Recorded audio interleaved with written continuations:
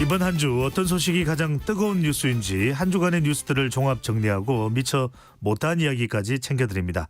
장윤선의 주간 이슈 단독 취재. 네. 의 여왕. 네. 아닙니다. 장윤선 정치 전문 기자 나오셨습니다. 어서 오십시오. 네, 반갑습니다. 네. 네, 저는 금요일 되게 그 발걸음이 가벼워요. 배종찬 소장 만나러 올 때 이렇게 생각하면 그냥 웃음이 나요. 네. 다른 즐겁고 재밌어서. 방송도 많이 나가시는데 특히 배종찬의 시사본부가 더 좋은 이유는 뭘까요? 배 소장님이 재밌어요. 웃기고 즐거워. 그러니까 뭐 유머로스예요. 네. 네. 진지한 아니, 네, 됐습니다. 이런 이야기로 그냥 코너를 채울까요? 네. 좋은 나쁘진 않은 것 생각이에요. 같은데. 예. 아니 이제 유쾌하잖아요. 사실 요새 정치권 뉴스 들어보면 답답하고 어디 하나 속 시원하게 뚫리는 데가 없는데 그래도 유쾌하게, 통쾌하게, 상쾌하게 받아주니까 얘기할 맛도 나고 좋아요. 유쾌, 통쾌, 상쾌. 네. 배종찬의 시사본부와 네. 여러분들은 함께하고 계십니다. 네. 구독, 좋아요, 알림 설정. 네. KBS. 네. 네. 자, 이동관 방송통신위원장 이 탄핵 이야기부터 좀 해야 될 것 같습니다. 네. 민주당 주도로 이동관 방통위원장 그리고 검찰 손준성, 이정섭 두 검사에 대한 이제 소추안이 발의가 됐습니다. 네. 자, 벌써부터 뭐 무산론이 제기되고 있기도 하고 네. 여야 양당 간에 관련 이 안 처리에 대해서도 주장이 극단적으로 엇갈리고 있는데 내용을 어떻게 봐야 될까요?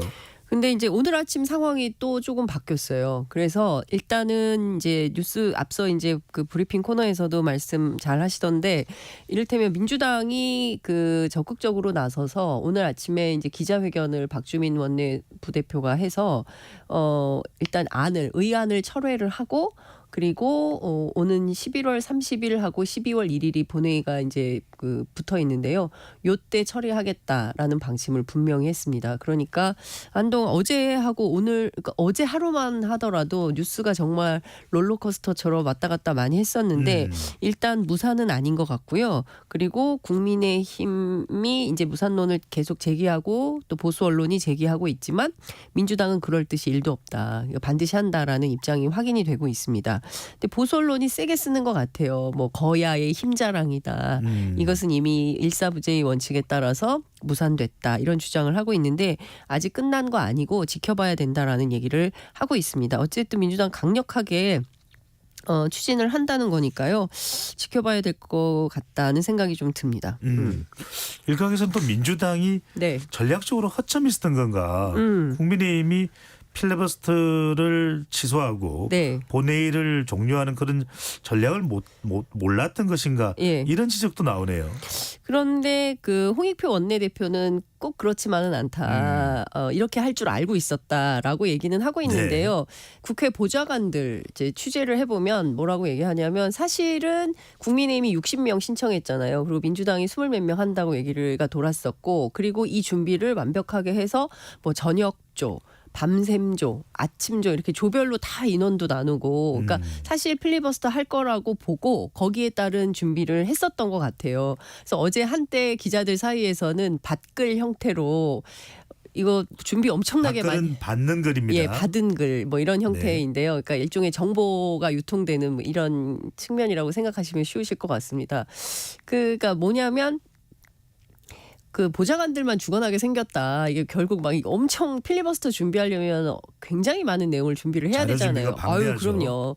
몇 시간씩 하는 거니까요. 그거 글을 또 다 써야 되는 측면이 있어서 준비를 굉장히 많이 했는데 이거 완전히 아무것도 완전히 그 공수래가 된 거 아니냐, 너무한다. 뭐 이제 이런 얘기도 막 나오기도 하고 어제 하여간 혼란의 하루였던 것 같은데 이제 핵심은 이랬던 것 같아요. 민주당 내부에서도 약간 우리가 허를 찔린 것 같다. 그러니까 전격적으로 윤재욱 원내대표가 이런 방식으로 완전히 필리버스터를 취소하고 그야말로 이동관 방탄, 이동관 위원장 지키기에 나설 줄은 몰랐다. 이제 이런 얘기, 그러니까 예정된 것은 할 줄 알았는데 국회법에 따라서 뭐 24시간 혹은 72시간 안에 처리하지 않으면 이거는 이제 폐기가 되는 아니기 때문에 어찌됐든 국민의힘 입장에서는 어떤 선택을 할 거냐가 굉장히 중요했는데 일단 방송법과 그 노란봉투법에 대해서는 대통령에게 제의 요구를 하면 대통령이 또 거부권 행사할 것이고 물론 정치적 부담은 있겠지만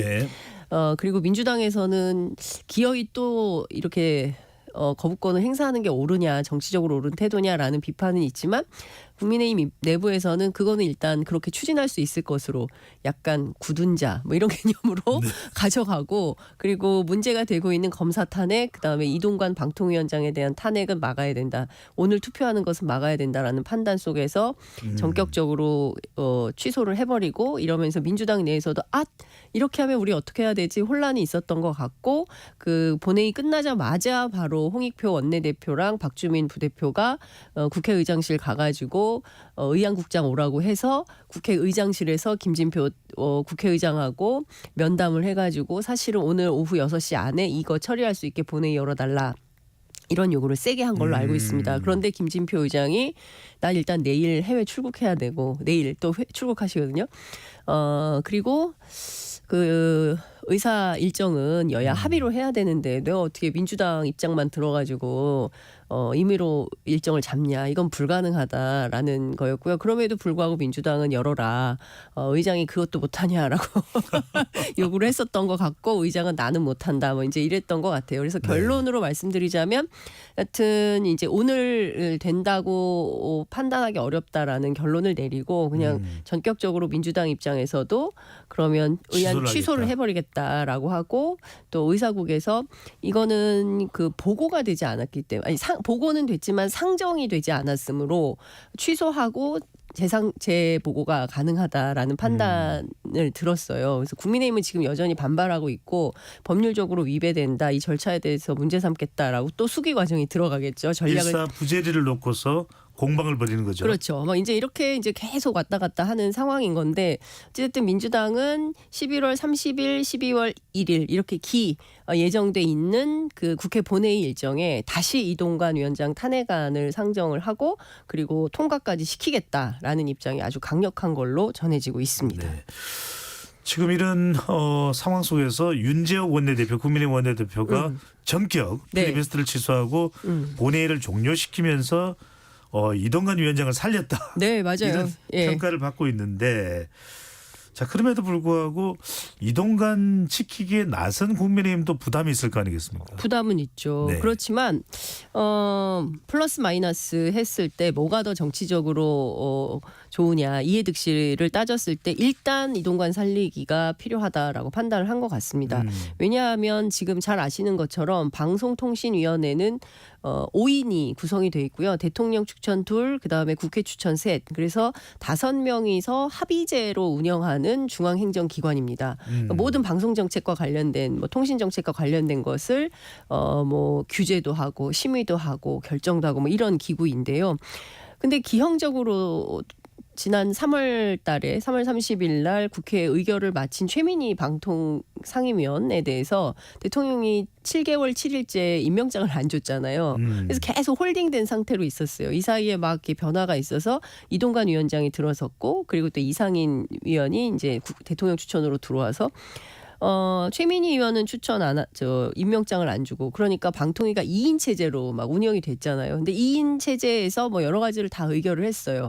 이러다가 이제 나머지 뭐 지금 이진숙 전 MBC 기자 등에 대해서 또 여당 추천으로 방통위 상임위원으로 들어가야 되는데 민주당이 막고 있는 거잖아요. 일단 최민희 위원부터 먼저 처리를 해라. 그렇지 않으면 우리 다른 상임위원들 추천하지 않겠다. 통과시키지 않겠다. 막 이제 이런 옥신각신이 있었던 거 아닙니까? 그러니까 그런 차원에서 보면 방통위가 정상적인 운영이 계속 안 되고 있었던 거예요. 이제 그러다가 최민희 의원이 전격적으로 자진 사퇴를 했죠. 자진 사퇴를 하고, 그리고 나서 민주당에서 이동관 방통위원장에 대한 탄핵안을 요구를 하고, 그리고 발의를 하고 막 이렇게 되니까 이러다가 이제 실제로 해야 되는 역할대로 아무것도 못 하겠네. 그러면 예컨대 11월 30일 날 그 이동관 위원장이 탄핵안이 예컨대 이제 통과가 된다면 그러면 원래 하려고 했던 내용들이 다 안 되는 거예요. 그러면서 사실상 방통위는 이상인 부위원장 직무 대행 나 홀로 방통위가 되게 됩니다.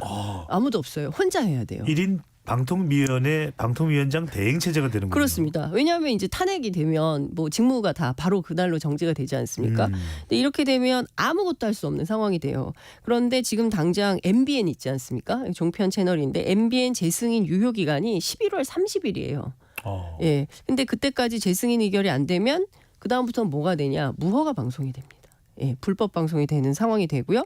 그다음에 연말까지 KBS 이텔레비전, MBC, 그다음에 SBS UHD, 지역 MBC, 지역 민방 86곳에 대한 재허가, 그리고 내년 상반기에 채널A, 연합뉴스 TV 등에 대한 재승인 심사, 뭐 이런 등등의 일정들이 줄줄이 다 어렵게 될 가능성이 굉장히 높고요. 예컨대 이 와중에 어느 시민단체가 나서서 이거 불법 방송해도 되냐, 못하게 해야 되는 거 아니냐라고 고발을 하게 되면 방송 중단 위기도 생길 수 있다. 이런 가설도 언론 보도에서는 나오고 있습니다. 그럼 이거 왜 이렇게 난리냐, 방송 가지고. 내년 총선 때문에 그렇죠. 내년 총선을 앞두고 누가 어떤 목소리가 더 많이 반영될 거냐, 이제 이걸 가지고 여야가 사실상 힘겨루기를 하고 있는 거다, 이렇게 볼 수밖에 없는 것이고요. 정치적인 영향, 그렇습니다. 예. 선거에 끼치는 영향 굉장히 크죠. 네. 예, 미디어가 선거에 끼치는 영향은 굉장히 크기 때문에 최소한의 균형, 최소한의 기계적 균형이라도 맞추는 노력을 해야 된다. 이제 이것이 핵심 포인트인데, 여하튼 지금까지 소위 이제 가짜 뉴스 관련해서 이동관 위원장이 세웠던 여러 가지 정책들이 있는데, 추진하려던 방송통신 정책에 브레이크가 걸릴 가능성이 높아졌다. 이런 분석이 나오고 있습니다. 자, 그러면 어쨌거나 이제 민주당에서 이 안에 대해서는 이제 의안을 취소를 한 것이고. 네, 의안 취소. 그럼 그거는 국회 사무처에서는 받아들여진 겁니까? 그렇죠. 받아들여진 거죠. 의안국에 가서 취소를 네. 했고, 상정이 안 됐으므로 취소할 수 있다. 예, 이렇게 보고만 됐으므로 취소할 수 있다라고 해서 받아들였다는 보도가 지금 나오고 있고요. 그리고 만약에 이제 11월 30일 날, 그러니까 국민의힘은 이런 주장이에요.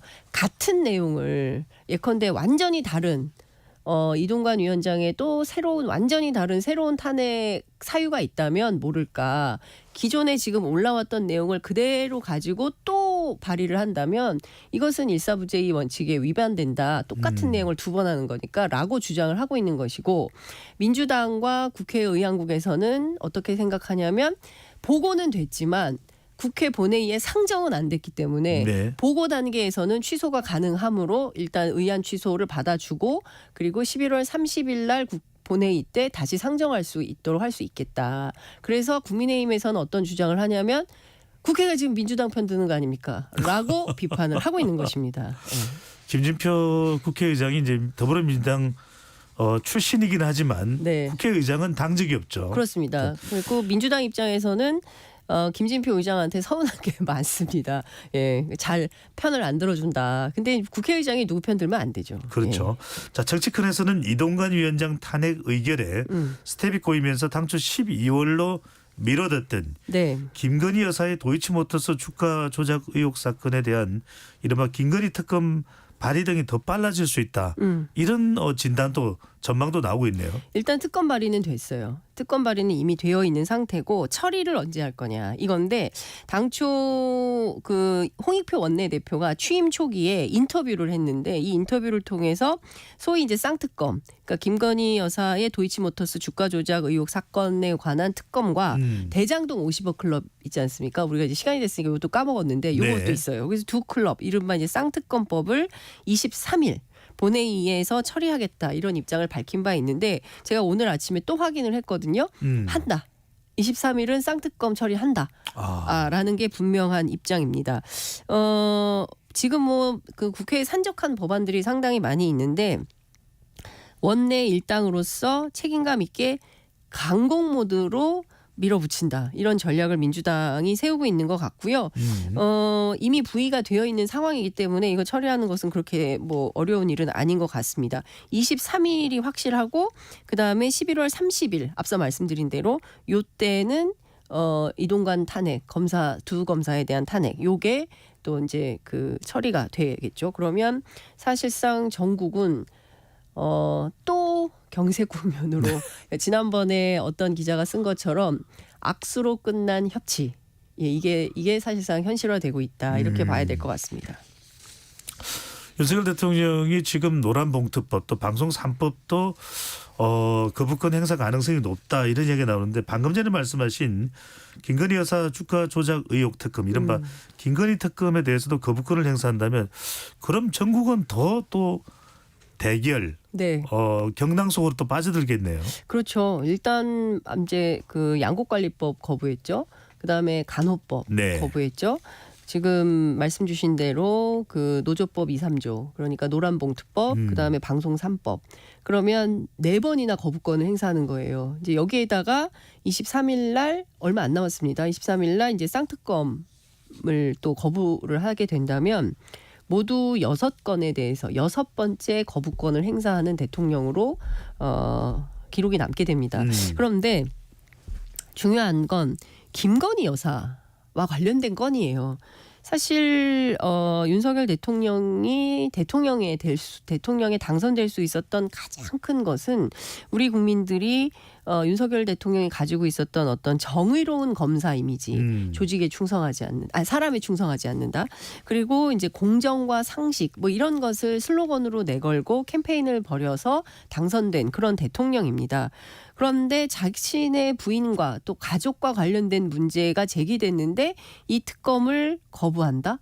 그랬을 때는 국민들이 보기에 이게 맞을까? 오히려 자신에게 있는 흠결부터 제대로 아주 강력하게 칼같이 도려내는 것이야말로 정의로운 검사의 이미지인데 그런 방식이 아니라고 한다면 국민들 입장에서는 우리가 알고 있었던 정의로운 검사가 아닌가라는 생각을 하게 되는 것이기 때문에 아마 상당한 부담이 있을 수밖에 없다 정치적으로 이제 그 야당도 그런 점을 모르지 않은 것 같다라는 생각이 들고요.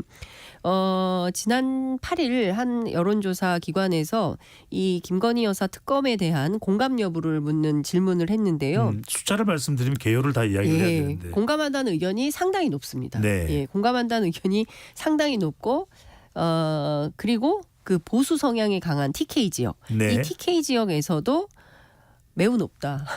예, 이런 정도로 이제 숫자는 말씀을 못 드리니까 하여튼 이런 상황이기 때문에 홍익표 원내대표는 이런 상황에서 대통령이 김건희 여사 특검을 거부한다 못할 것 같다. 이제 이런 주장을 하고 있고요. 네. 반면에 이제 윤건영 의원 같은 경우는 할 거다. 예, 그분의 성정상 하고도 남는다. 이제 이렇게 전망을 하고 있습니다.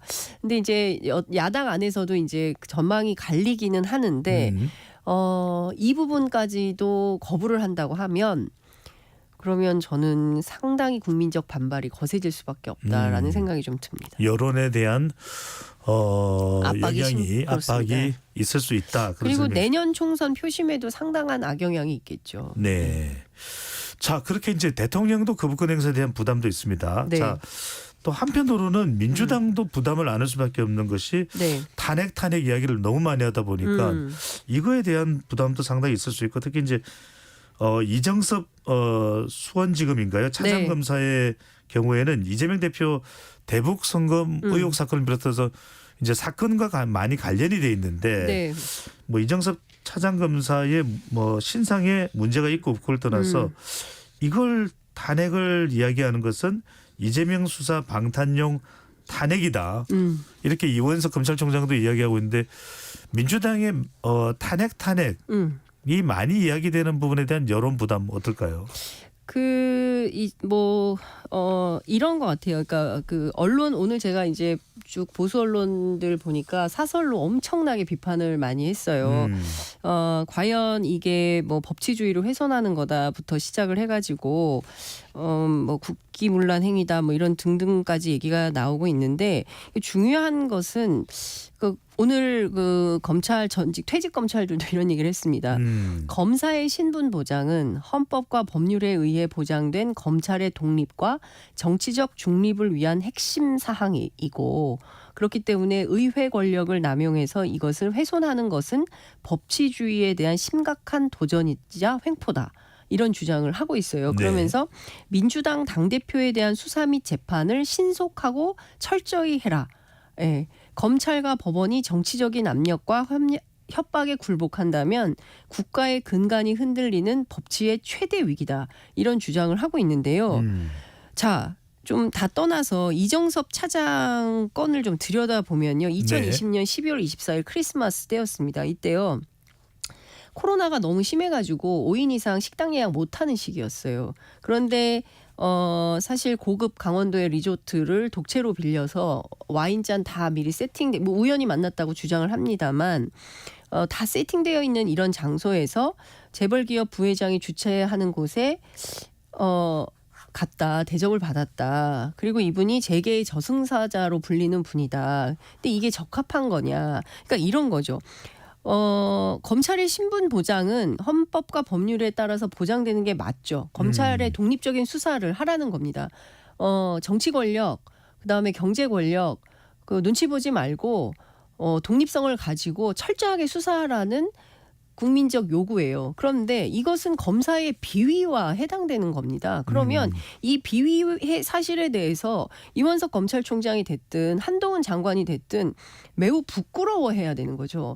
아, 검찰 안에 티끌 만한 무슨 잘못이라도 있으면 이것을 우리 스스로 세상에 이런 일이 있냐라고 스스로 나서서 자성과 성찰, 국민 여러분 죄송합니다. 이런 일이 있었다니 우리가 살펴보겠습니다. 라고 하는 것이 국민의 뜻에 부합하는 것이지 이런 정도 가지고 문제를 삼다니 민주당 대표 수사 및 재판을 신속하고 빠르게 처리해라라고 요구하는 게 오히려 정치로 바꿔서 말하는 것이 옳으냐에 대한 비판이 나오지 않을 수 없다라는 생각이 드는 겁니다. 그러니까 대한민국 법치라는 것은 이런 잘못이 있을 때 엄벌하는 게 법치주의인 것이지 이런 걸 봐주면 되겠습니까? 네. 네. 뭐 일각에서는 이정섭 검사가 문제가 있으면 더 수사를 적극적으로 요구하는 것이 맞지 않겠냐라는 의견도 있어서 그렇습니다. 여쭤봤습니다. 예. 자, 이준석 전 대표 이야기 해보겠습니다. 자, 영남 신당을 시사하는 발언을 내서 화제인데, 네. 자, 대구가 뜨겁습니다. 대구 출마도 불사하지 않겠다 이런 입장으로 봐야 될까요? 그렇습니다. 어제 대구가 뜨거웠습니다. 그러니까 그제는 대통령이 다녀가셨고 그저께죠. 그다음에 그제는 누굽니까 이뇨한 위원장이 다녀가셨고 어제는 네. 또 이제 이준석 대표가 쫙 가서 인터뷰를 했는데 그러니까 요즘 하도 지역적으로 뜨거워요. 대구가 화제 중심이 되어 보니까 네. 대구 아니면 이야기가 없다. 대구 맞아요. 안 대구 뭐 이런 얘기 나오더라고요. 그러니까요. 네. 예. 이런 아재 개그를 MZ세대가 좋아한다고 하더라고요. 네.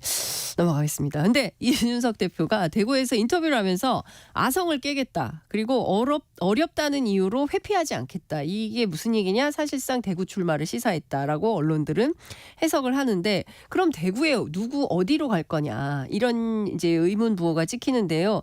가장 반개혁적인 인물과 승부를 보겠다. 이제 이런 입장을 밝혔습니다. 아직은 여야 대진표가 나오지 않기 때문에 어떤 데 가서 누구랑 붙을지는 알 수 없지만 어쨌든 대구에서 유명하고 그리고 본인이 판단하기에 가장 반개혁적인 인물과 붙겠다고 했기 때문에 어떤 그 선거가 될지 굉장히 벌써부터 귀추가 주목되는 뭐 이런 상황입니다.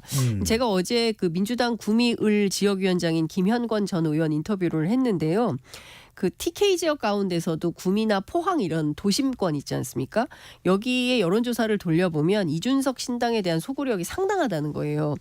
특히 이제 내년 총선 앞두고 국민의힘, 민주당, 이준석 신당 이제 세 정당을 놓고 돌리면 실제로 오차 범위 안에서 접전을 벌이고 있다. 이런 얘기가 나옵니다. 그래서 그동안 민주당은 사실상 TK 전략은 거의 없거나 버리는 전략이었는데 이번에는 민주당이 한번 여기를 직접 와가지고 격전지로 만들어보는 어떤 절호의 기회가 열리지 않겠냐라는 주장도 하고 있고요.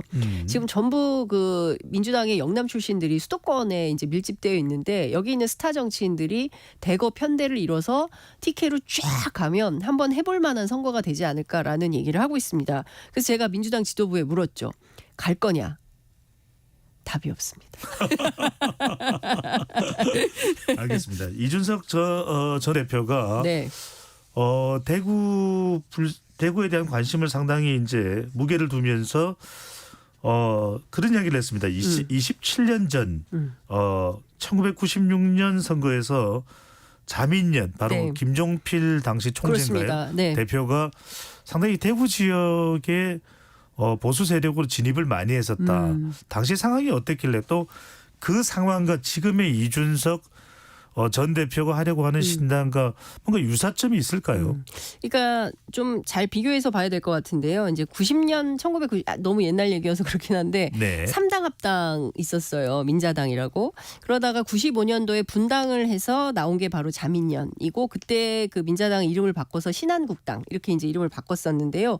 요때 이제 총선에서 소위 이제 충청권 맹주라고 했던 그 김종필 총재가 싹쓸이를 하는 선거를 만들었어요. 15대 총선이었는데요. 대전에서 7개, 충남에서 13. 그 충남 13개 가운데 12개, 그다음에 충북에서도 8석 가운데 5석, 전체 28개 가운데 24개를 자민련이 석권합니다. 그리고 말씀 주신 대로 그때 당시에 분위기가 뭐였냐면 반신한국당 비민주당. 그러니까 여기에서 제3지대가 형성이 되면서 굉장히 그 들어감직한 그런 총선 전략이 생긴 거죠. 자민련에게는. 약진했었습니다. 그렇습니다. 근데 그때 TK에서 그 자민련은 원조 보수론이었어요. 우리가 원조 보수다. 이제 이런 주장을 하면서 그때 일종의 그 대구 13개 중 8개.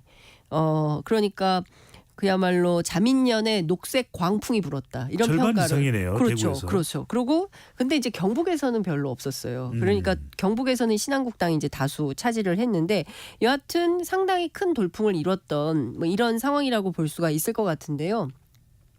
그때는 원조 보수였는데 그러면 이준석 대표가 지금 원조 보수론을 들고 선거를 할 수 있냐? 그건 아닌 것 같고요. 지금은 개혁 보수가 되겠죠. 개혁 보수지만 그때의 지형하고 비슷하다고 이준석 전 대표는 보는 것 같습니다.